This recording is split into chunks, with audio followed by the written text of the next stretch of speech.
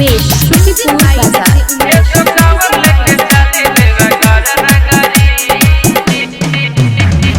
जब से सावन के महीनावा बाला गला बोला बम के नारा सुनी चार ओर लागा। जब से सावन के महीनावा बाला गला बोला बम के नारा सुनी चार ओर लागा। काहे पूरा करेलन भगतन के मांगनी, काहे पूरा करेलन भगतन के मांगनी।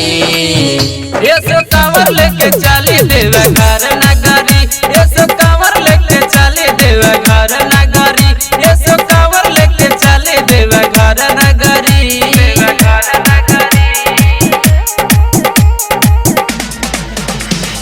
Music by DJ Umesh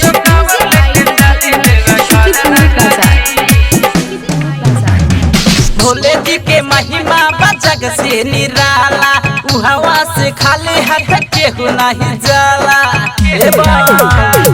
Bhole ji के महिमा बजग से निराला, हवा से खाली हाथ केहू नहीं जाला।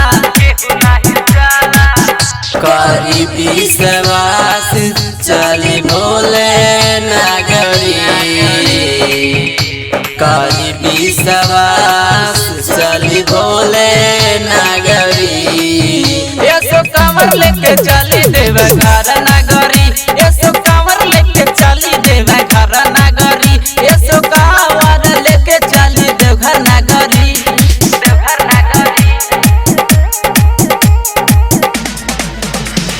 म्यूजिक बाय डीजे उमेश शुक्रिया बाजार।